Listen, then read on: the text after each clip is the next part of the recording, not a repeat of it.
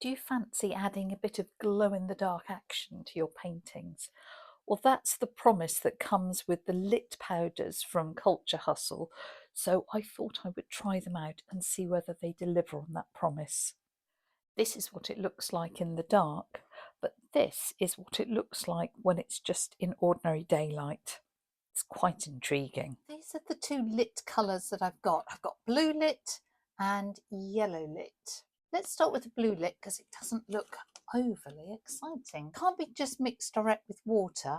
It either needs to be mixed into acrylic medium or into linseed oil to make an oil paint. Culture Hustle actually make what they call SUPERBASE, which is a matte medium. As I have some, I will use it. Apparently this stuff hardens if you pre-mix it, so only mix a little at a time. And I am going to add the powder and mix it in. I don't know what's in the powder. Oh, they say it is not radioactive and it is not poisonous, but I would not be eating it. I'm going to keep adding it because I reckon the more's in there, the stronger the reaction. And I'll keep adding it until I can't get any more in. Pretty thick, isn't it?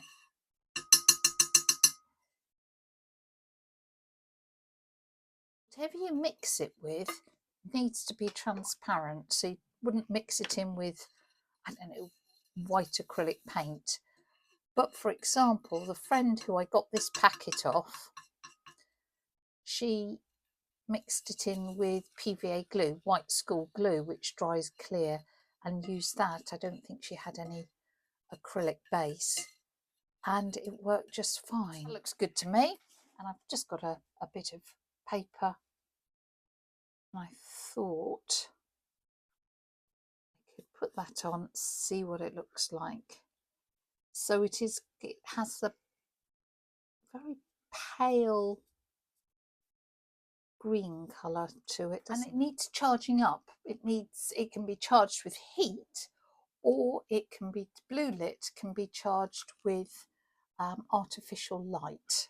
The yellow lit I'm going to show you can only be charged with daylight, and that's because it needs UV to activate it. But blue lit can be charged with daylight, heat, or artificial light. I'm wondering if I put a little bit of magenta in with it, what would happen? Because it'll make a pink paint, but when it glows in the dark, will it glow blue or will it take on some of that colour? Oh, I have no idea. And as always, there is only one way to find out. Because that'd be kind of cool if you could sort of use that as a base and then sort of amend the colours.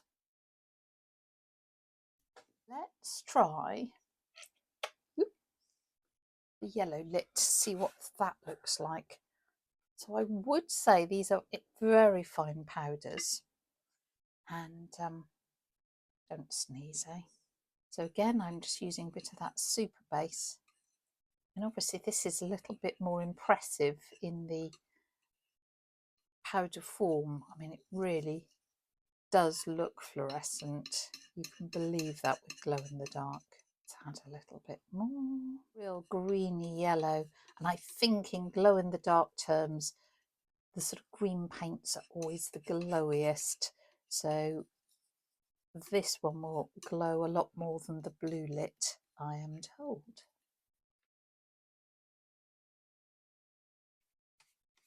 It does say that it's best applied on a light surface.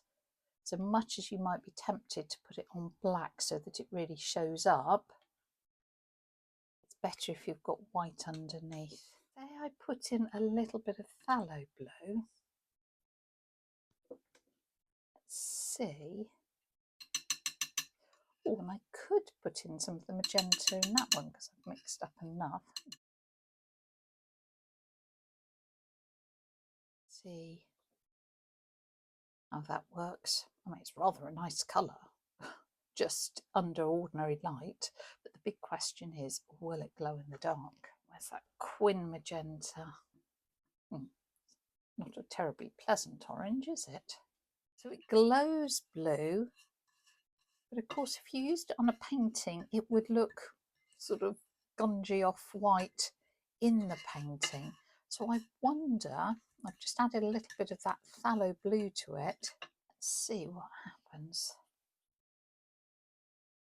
Oh, and because I'm in an experimental mood, what happens if you add we make a purple?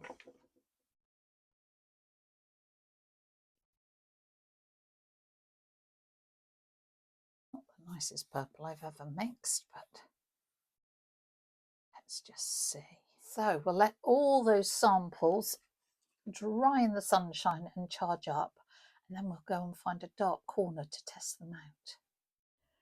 Try and memorise what order I've put the samples in so that when we get into the dark you'll be able to remember which is which. Slow this down so we can really look at them. So on the left here we've got yellow lit on its own, and in the centre we've got the blue lit. And you can see the brush marks through, so I do think they'd need 2 coats, but they're both glowing beautifully. Next we've got the blue lit with the phthalo blue and the magenta, and that's really knocked the glow out of it. This bottom right one is blue lit with a bit of Quin magenta. Again, bit of a glow, but not that much. Then that was the orangey one next, the yellow with the Quin magenta, which was horrible. The blue with a little bit of phthalo blue in it, so it looks blue in real light and in ordinary light, is next. And then I've got the greeny mix on the bottom left. So it does look like the magenta really knocks a lot of that glow out. Well, that was useful.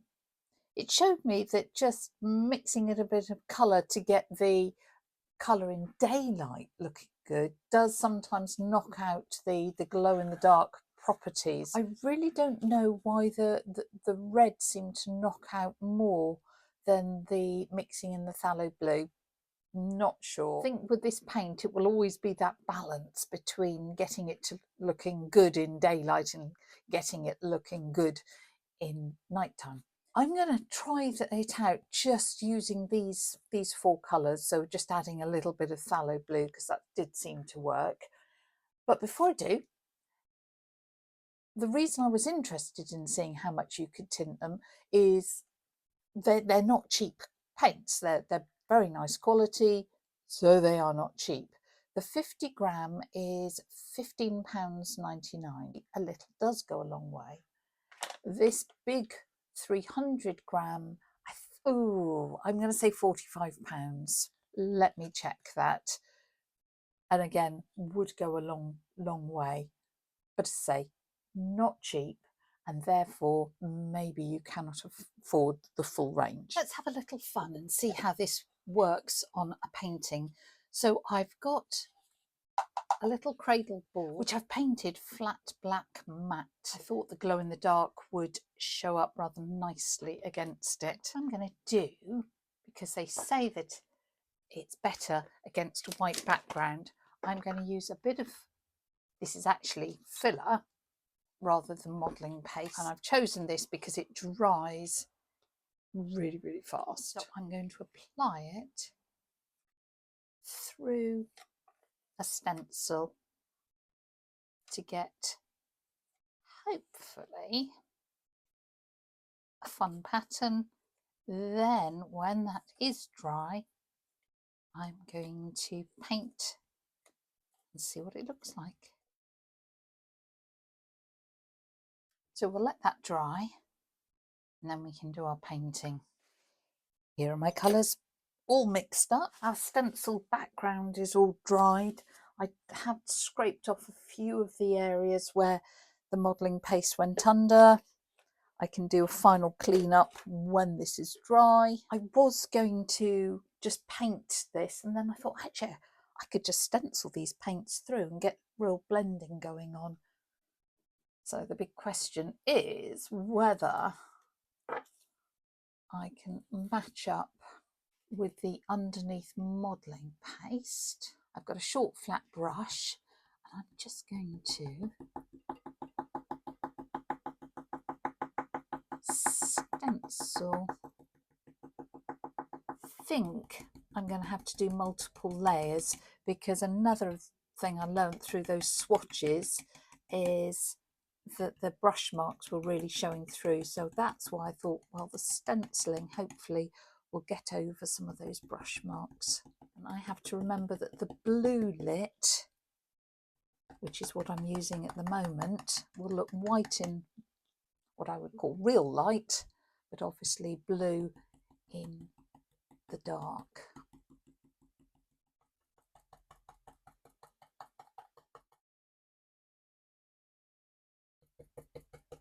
Right, let's take a look at that.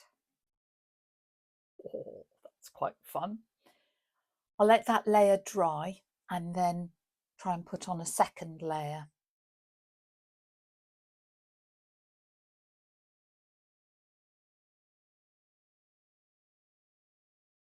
Well, actually, I think that looks pretty good just in real light. So here's the little painting charging up in the sun. Let's take it inside to the darkest place I can think of in our house, which is the understairs cupboard. You mustn't look at how messy it is, but then we will see how it glows in the dark. There you go, look at that. And if I try and close the door after me, that is a real glow in the dark painting, isn't it? How clever is that? I've no idea if I'll ever use this in my artwork, but boy, this was fun.